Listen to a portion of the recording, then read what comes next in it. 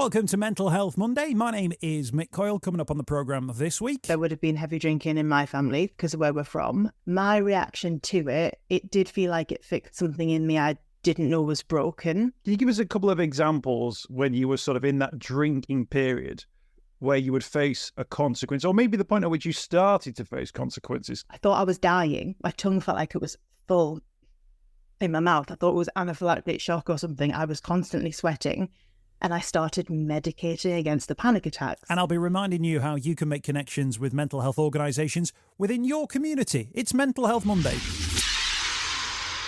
The home of the UK's conversation about mental health. Welcome to Mental Health Monday. It is a pleasure as ever to have you with us on the programme, and thank you for all your streams and your downloads, your kind words and your warm wishes about reaching 300 episodes. I promised, though, as part of last week's show, that we would crack on and continue with episode 301 and beyond, so that's exactly what we're going to do. We're going to talk to the author of a new book. The book is out now. The author is called Carrie Carlisle. You might know Carrie's partner Clark, who was a big part of our Football Untold series. Carrie and Clark both joined Mental Health Monday way back when we did our 24-hour show in 2018. So I've known Carrie for a number of years. She's got a new self-support book out called Shut Up Alcohol. And it talks about the method that she's used to take charge of her drinking, given what she's gone through from a point of view of drinking too much for too long and facing the consequences of that. And as you'll hear in the conversation, there are a lot of consequences that she had to deal with. These might not be everything that you have to deal with if you have a problem with alcohol, but there'll be certainly echoes of things within that I'm sure you will relate to, or that you will see as an interesting insight into someone whose life gets overtaken by alcohol and the way that other aspects of life then start to unravel. Now, there's plenty in this conversation, so actually what I'm going to do, I'm going to break it down into two parts. The first, we'll talk about Carrie's personal story. Then we'll talk about people's wider use of alcohol, because let's face it, alcohol is absolutely everywhere in society, and I think only now people are really starting to open up that conversation about why it's such a prevalent thing, and the fact that we're seeing maybe a younger generation who are coming through who aren't drinking in the same way as my generation and generations who've gone before me. So we'll have that conversation next week. This week, though, is all about Carrie's story. The book is called Shut Up Alcohol. I'll put a link to it in the podcast notes. I mean, it was right up at the top of the charts within that well-known online bookseller, so it's been a phenomenal success. The story's an incredible one. Carrie's always a brilliant talker, and I started by asking her, where did she consider the start of her relationship with alcohol really began? Oh my goodness, probably 15 would be 1995, a golden age. But, oh my gosh, there was no more social media. There was no nothing. It was just us in a field with a bottle of 2020. Your parents never knew where you were. It was a good time, Mick. It was a good time. But I was really self-conscious as a teenager. My awkward phase pretty much lasted till I was 30. I just was not, I never felt right in my skin. I just felt right at all. So when I discovered alcohol as a teenager, many of us do, it just felt like the answer to everything. So it just turned the volume down on all the criticism that I used to give myself and how much I didn't like myself. It felt like a magic pill. It really did. It felt like a big duvet was being wrapped around me. And the first time I drank, because I was really good, I always did exactly what I was told. And yet, the first time I drank until I was sick. I drank until I passed out. And that really scared me. I knew something wasn't right with the way that I drank, so I didn't touch it again for 6 months. And then I did exactly the same thing again, and then I just kept going every single time. I was always keen to start, did not know how to stop, and that went on for, I'm going to say, 11 years by the time I stopped. Alcohol's one of those things which is sort of ever present in everybody's lives. It's at every junction of everybody's lives. You passed your exams, let's have a drink. Somebody died, let's have a drink. Somebody was born, let's have a drink. Yeah. Like, alcohol is everything. And yet every single person's relationship with alcohol is slightly different. It's interesting that you touched on the idea that, even in those early stages, it was a drink and then drink until you pass out. Is that a psychological thing, do you think? Is there something that's going on there that just leans people towards it? Or is it an effect of the alcohol? Is it something that is already inbuilt in people, do you think? And there's a lot of arguments that, of course, it will run in your family. Is it nature? Is it nurture? I'm from Newcastle, so let's just get that out there. And when I was a teenager, Newcastle was the binge drinking capital of Europe. So to have an alcohol problem in Newcastle, you've got to be pretty committed. It's got to be pretty serious because everybody drinks heavily. Oh, that's the way that I saw it, but that we can go into that later. It was everywhere. It was cheap. It was available. I could get away with it because we didn't have phones then and nobody knew where we were and there was no social media, thank goodness. There was a lot of drinking. Actually, going back generations, there would have been heavy drinking in my family because of where we are, because of where we're from. There was a lot of heavy drinking around me. My reaction to it did feel like it fixed something in me I didn't know was broken. There's an old saying that alcohol makes everything better until it makes everything worse. And I was absolutely living proof of that. It very slowly, even though it had an immediate effect on me, it very slowly took over every aspect of my life. It was my only hobby. It was my identity. It was what I did all of the time. And when I left home at 18 to go to uni locally, but I still moved out, that was it then. All bets were off. I was able to rein myself in with quite a strict uni timetable, and I managed to get enough stuff done so that people would leave me alone. That's not achieving. People often ask, how much did you drink? It was always a question that people used to open with. I used to talk about this years ago. How much did you drink? And that's irrelevant. If we want to alienate other people, the best thing to do is talk about the amounts they drank. For a start. They change depending on how much money you've got, depending on how much time you've got, depending on how much you can physically take at the time. It's not about how much you drink. It's about how much what you drink affects you. Is it making your life smaller? Well, yes, it definitely did. Was it costing me in terms of health, in terms of time, which you can't even buy, and I was squandering it? It cost me pretty much everything I had by the end, but the amounts that I drank varied massively and were dependent on economics and physical ability, really. I was going to ask you, you sort of preempted that, but I wanted to ask you, not at all. That meant it was a good answer. I wanted to ask you, not how much you were drinking, but actually, what were the consequences? Can you give us a couple of examples when you were sort of in that drinking period where you would face a consequence, or maybe the point at which you started to face consequences? Because to a certain extent, young drinking is I was drunk and then I was sick and then I felt terrible the next day. But then, things happen and you move on. At what point did you start to notice those consequences, and what did they sort of look and feel like specifically? There were consequences to my drinking before I even noticed them. So when I was 19, I had to have back surgery and I slipped a disc and they were just going to chop a bit of it off, whatever. So I went into hospital and I got all the routine bloods before I went in. And this nurse came in the room and said, there's been a problem with the results. We just need to do them again. I thought, okay, that's weird. You don't care. You're 19, whatever. Just get me fixed so I can get back out. And then the surgeon came in and it was an hour before they were supposed to operate. And the surgeon said, we can't operate today. Your white cell, didn't even know what a white cell was, did not care. There was no Dr. Google back then. Your white cells are so low that you can't even leave this hospital bed. If you bump your head, you're going to die. And I was like, but I feel fine. Obviously, I didn't feel fine because I was constantly hungover, but you get used to it. And he said, we think you've got leukemia. So we are going to keep you in. You're going to get your bone marrow. They chipped a bit of my bone marrow out my hip. We're going to test you and we're going to see. But there's no surgery today. If I'd have operated on you today, I'd have paralyzed or killed you. It would have been completely catastrophic. And I was like, oh, okay, fine. Nobody asked me about my drinking habits because I was a 19-year-old girl in 1999. I didn't look like I was an alcoholic. I didn't know I was an alcoholic. I didn't know that I was drinking so much, Mick. I was destroying my own bone marrow. That's all it was. It was a consequence of me drinking. I destroyed my own white cells. They stuck me on prednisone because I didn't have leukemia, thank goodness. I had the back operation a few weeks later, and I must have seen 6 different consultants, including the hematologist, and not one of them asked me about my drinking habits, not one. So there's a consequence that nobody even noticed I was an alcoholic at that point. I managed to drink for another 6-7 years after that. the consequences for me were psychological. I started to get horrendous panic attacks. And there's a physiological reason for that. Can I geek out on you here? Yeah, sure. So your body, I mean, let me just caveat this with, the highest qualification I have is a degree in musical theatre. I have absolutely no medical expertise. If you want me to sing you a warning, I will, but I don't know what I'm talking about when it comes to medicine.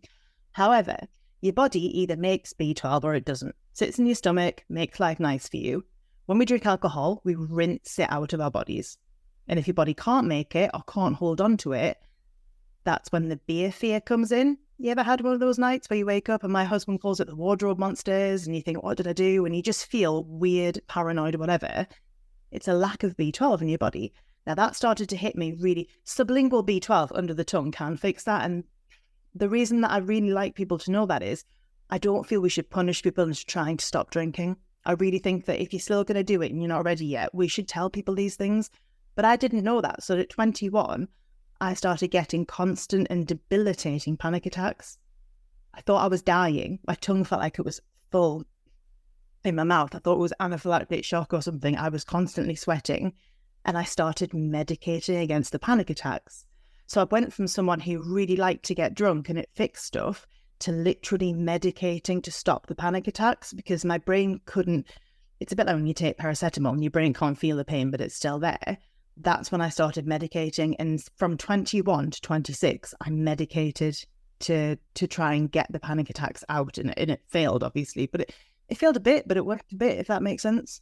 We talked about the physical consequences before. What were the social, not social life consequences? What were the social consequences at that time? Those sort of relationships, families, friends. Were you obviously the panic attacks have social consequences, but we are holding things together in terms of like jobs and opportunities?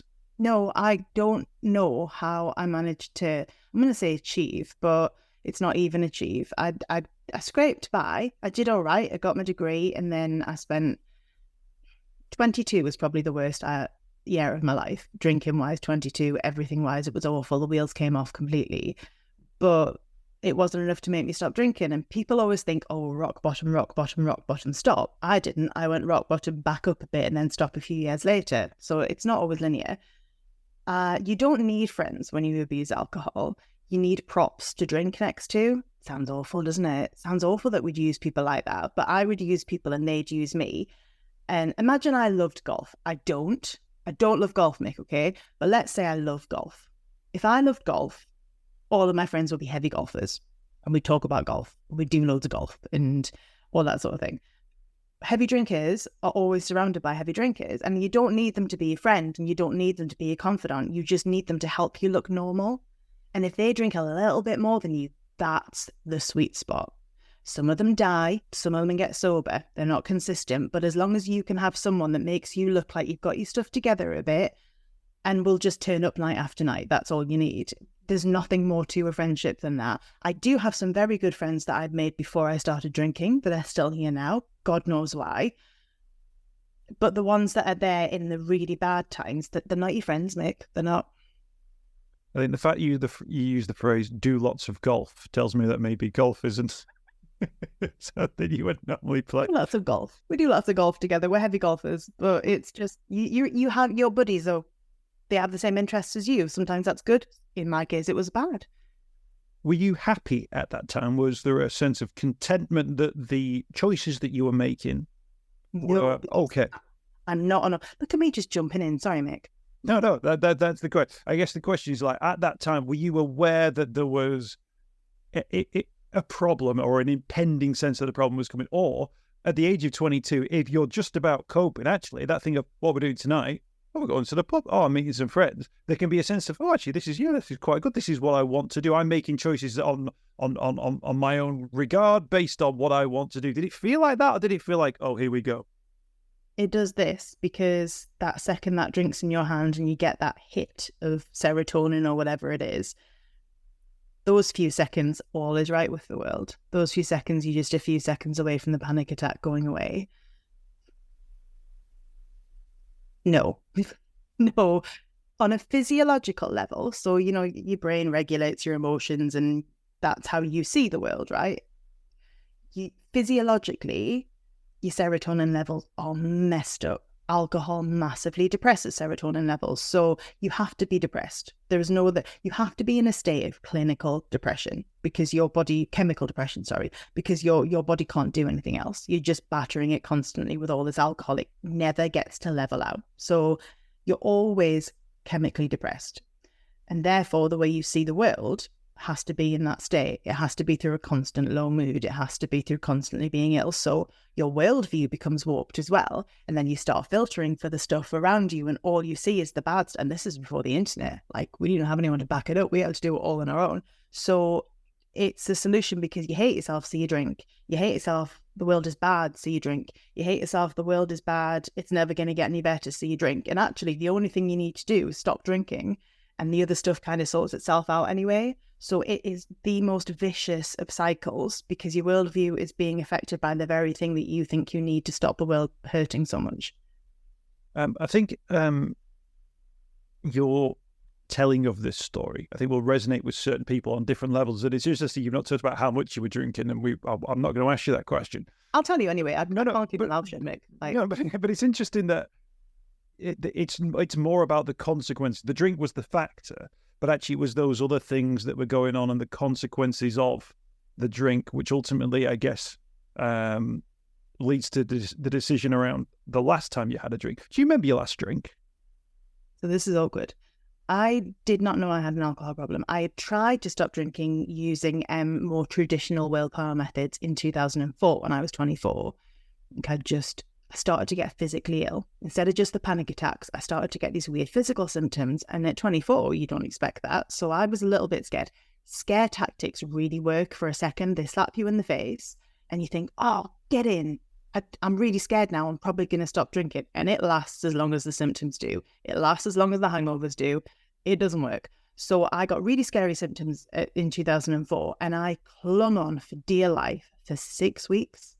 Now, bearing in mind, I hadn't gone more than 48 hours without a drink since probably the age of 18 at that point.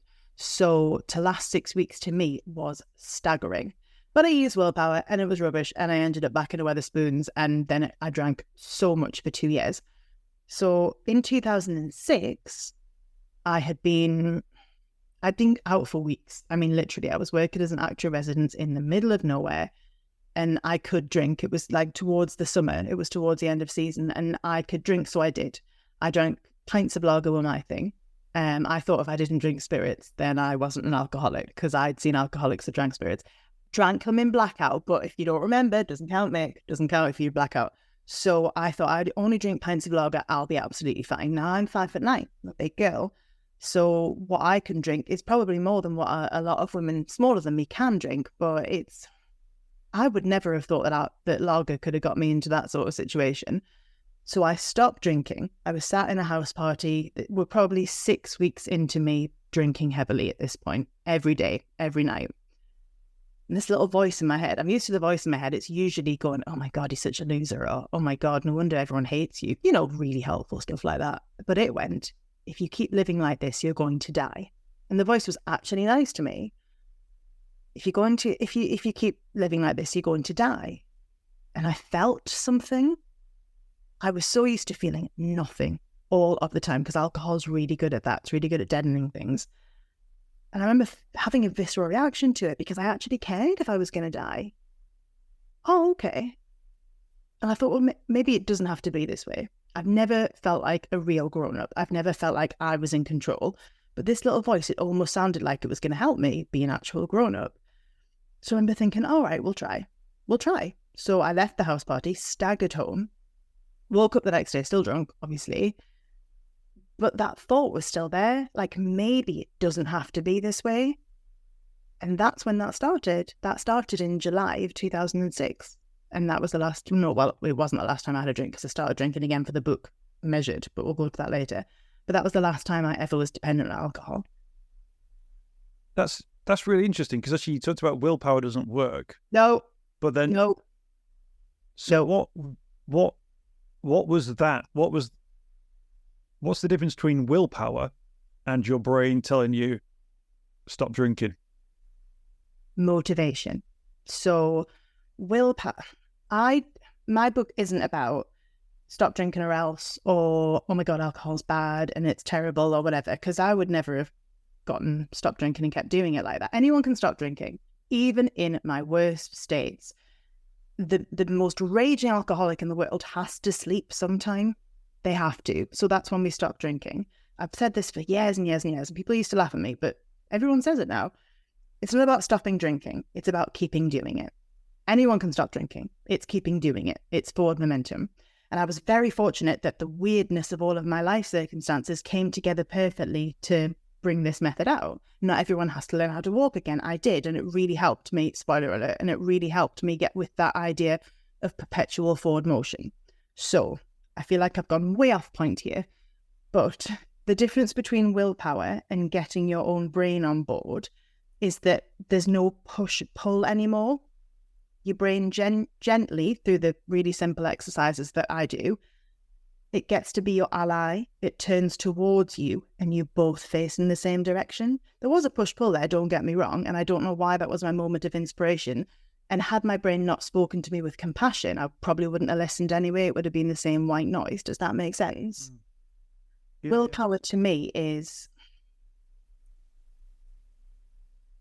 it's push-pull. Willpower to me is, this thing's so powerful, it's evil, and all you can do is push against it and try your best. And willpower to me is standing still. Can I tell you about when I learned how to walk again? No, yeah, that sounds like a good story, Carrie. Let's hear it. So this is really awkward, but I didn't know I was physically dependent on alcohol until nearly 2 weeks into me going, I used the phrase, I don't know. Why can't I drink? That it's different to being powerless. I used the same phrase every single day of the first day I stopped drinking, every few minutes, then every few hours. My brain, Carrie's brain, would say to me, let's go get a drink. Because I'm starting to panic, right? I mean, it's all getting a bit much and there's no drink to help me. And it's been a few hours now. And I'd just say no. And then my brain would say, well, why not? And I'd say, I don't know. I don't know, honesty. Turns out I'd never been honest with myself till that point, and my brain didn't know what to do with it. And it would go, oh, okay, I'll come back later. So it would come back and go, hi, so pub. And I'd go, no, can't do it, don't know why. My brain would go, oh yeah, right, okay, see you in a bit. Cycle. Neurologically, I was stopping that cycle in its path. And so it couldn't get to where it usually wanted to go. So it had to start and try and find new ways to go there. Of course, I didn't know that at the time. And I probably could have just stuck with, I don't know, which you're right, is a bit of a form of willpower. Like it's reinventing the wheel at best, isn't it? I don't know. And off I went with this whole I don't know thing until nearly 2 weeks, which is quite a long time because it felt weird, but not hard. Just felt weird. And then nearly 2 weeks in, I went into physical withdrawal. And physical withdrawal, I didn't know I was dependent on alcohol. So I just thought I had the flu. And you're used to feeling rough all the time when you abuse alcohol. You really are. So this feeling in my body, I just thought, well, okay, we'll ride it out. Don't ever do that. Like, go to A&E if you stop drinking suddenly, and then even 10 days down the line, your body reacts. I was shaking. I've never taken drugs, but I was hallucinating. I didn't know that your brain could do that. I saw death in the corner of my bathroom. Mortifying behaviour. I was wetting towels and they were drying on my head like they would on a radiator. I knew I was in terrible trouble, but it never occurred to me to ask for help. I'm very, very lucky that I was young enough that I could get through that because my body was in turmoil, but I never recovered from it. It absolutely trashed me. And so I think it was a few months after that. This is the only bit where the timeline doesn't really make sense to me because it's nearly 2 decades ago and I was so ill. After that, I almost got like chronic fatigue symptoms from withdrawal. Going from someone that used to smoke 20 cigarettes a day, drank constantly, never slept, I was now relatively taking care of myself. I was a non-smoker, I was a non-drinker, I was sleeping 12 hours a day, and I just felt awful. I woke up and most people say they stop drinking and like, oh my God, they've got so much energy. Mick, I was so ill. And I was so weakened by it that when I got a virus, it trashed me completely. It nearly killed me. I lost the use of my arms. I lost the use of my legs. I lost the use of my hands. I couldn't even hold my own head up off my chin. I was ill.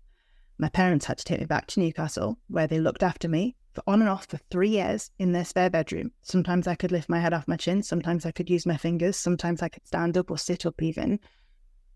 And that was my life. Like, this thing nearly killed me, and I didn't even know I was physically dependent on it. And that's what really changed things for me. Because even though I'd lost everything, I was bankrupt, not just emotionally, not just like spiritually, I was financially bankrupt. I literally lost everything. My parents were washing and feeding me. Things were a bit grim, not going to lie to you.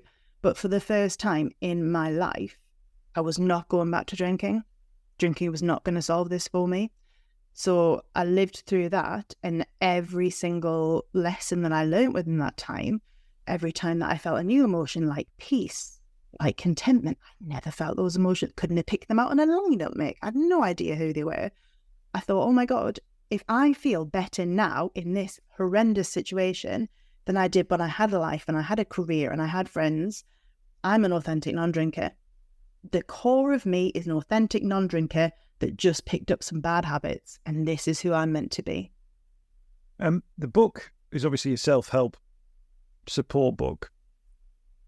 I would take a guess that you would say if you are at rock bottom, then read the book. But I guess you also want to appeal to people who aren't at rock bottom. Yeah.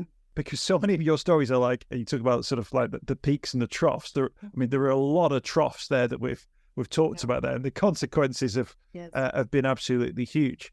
Do you think, will people who maybe aren't in that position yet will heed that as a potential warning? Are there, do you think, enough elements of your story which will resonate with people as a this is what might be coming your way, or if this starts to chime with you at this stage, then actually the pathway might be a darker one than you're anticipating? Do you think that people will be able to make that connection, or will they go, oh, well, I'm not that bad, or things haven't got that bad yet, well, I can still, go about my business?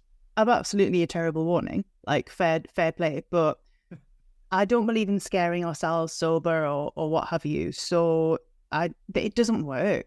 Like, of course, if I did it all the time, quick lit, when I was, as it used to be, I think it's called now, I used to lie in bed hungover and read people's before and after stories and be like, oh, wow, look at this wheelie bin fire that their life is. Mine's not quite there yet. We never really see things as they are. The most useful thing about my book isn't even the exercises, although if you follow them, you change your relationship with alcohol pretty much as soon as you start doing the exercises. It's not even 2 hours. It's like as soon as you start.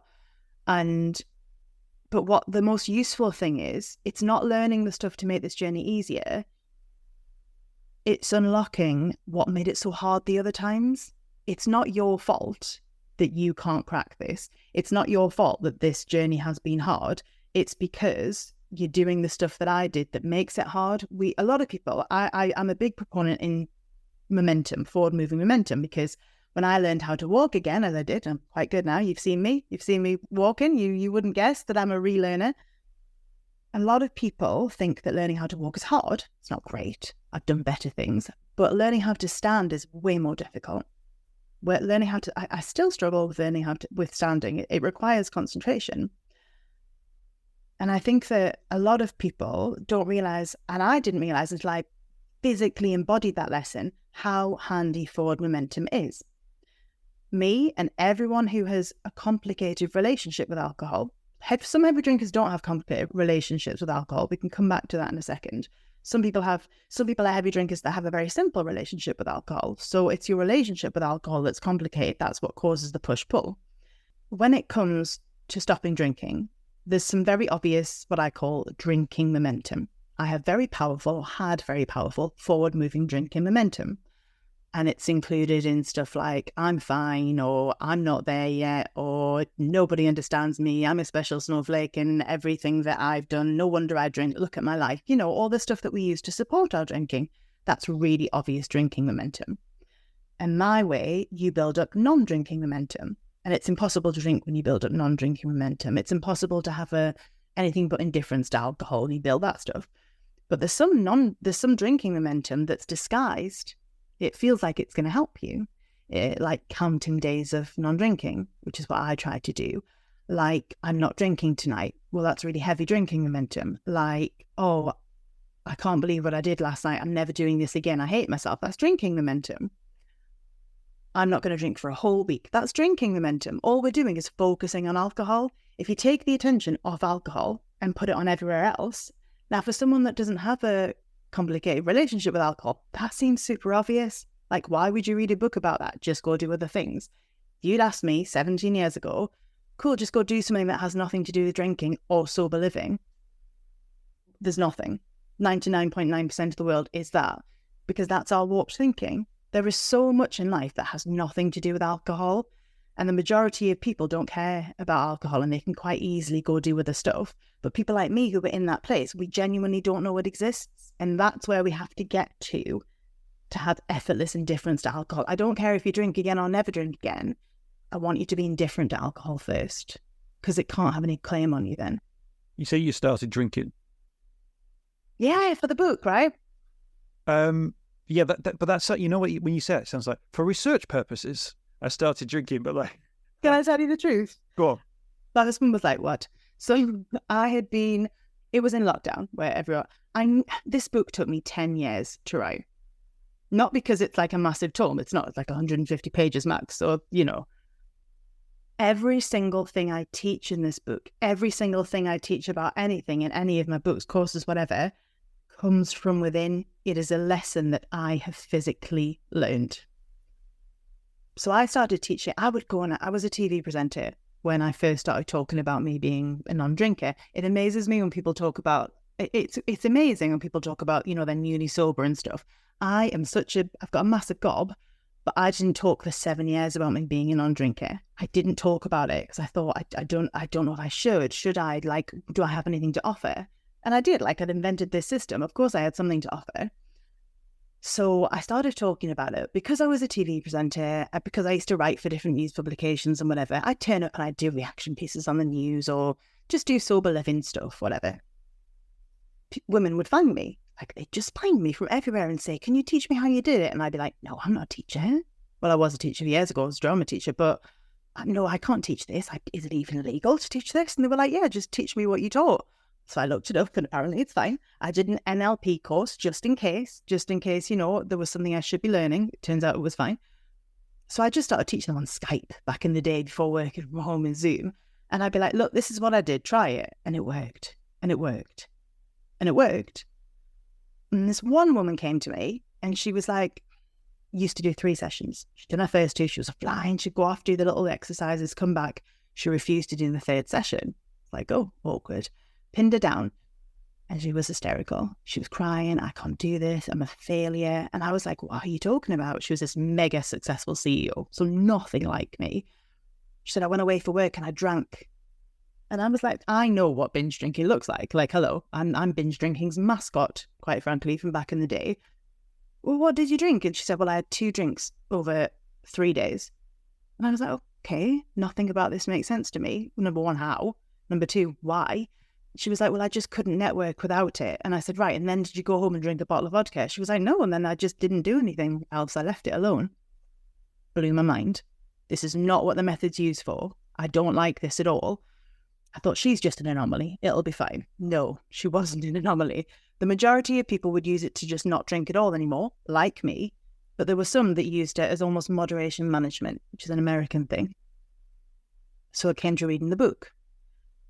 Writing the book even, came to writing the book. And I thought, oh God, this has to go in. I can't filter this out. That's not okay. I could have written it, oh, be sober, being sober's great, and believed it and stood in it. But what do I do with these ladies? Do I just pretend their story didn't happen? You can't do that.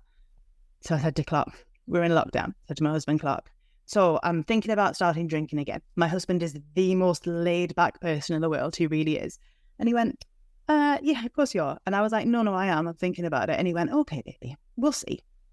So I kept bringing it up for months and months and months, because you're right, Mick, if I'd said it and then got myself down to Threshers, don't even know if that's still a thing, and gotten myself a bottle of cider and gone, it's for research purposes, of course, that's me. Obviously, you're looking for an out. I wasn't interested in drinking. I didn't want to do it. But I had to know if they were all telling me the truth and if it should go in the book or not. So I waited for months and months and months. And then I was like, right, I'm going to do it now. And Clark was like, what do you need from me? And I was like, if I go pure mental, just send me to rehab or something. We'll work it out. And he was like, okay. So I told him, and it was safe. And I tried. I'd never had Prosecco. I'd never had it because I stopped drinking in 2006. It wasn't a thing then. But I was like, people write this about this thing on pillows. They have brunches dedicated to its glory. It must taste amazing. Tastes like cat's pee, Mick. It tastes disgusting. I couldn't believe it.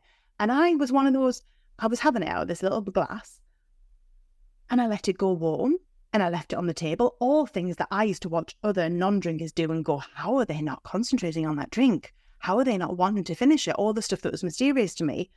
I couldn't do it. I thought, I'm going to give it 6 months. I'm going to give it 6 months, 2 drinks maximum. 1 every other drink had to be a soft drink. So even if I was out for 3 drinks, it couldn't be the 2. I couldn't finish it. And it had to be a drink that I'd never drank before. So those were my rules that I set myself. And then 3 months down the line, I had an allergic reaction to some champagne. Do you know how many years I prayed to become allergic to alcohol back in the day? I probably would have drank it anyway. I'm not going to lie to you. But yeah, I had this massive allergic reaction to it. And I was like, okay, it's done now. Like, I'm not making myself ill for this. So I stopped and never thought about it again. And that astonished me because I'm indifferent to it. It did slow down. I mean, it was lockdown, so everyone's life was pretty slow. I much prefer being a non-drinker. I much prefer not having it in my life at all. But if you maintain this indifference to alcohol and you do the exercises, it doesn't take that place in your life anymore.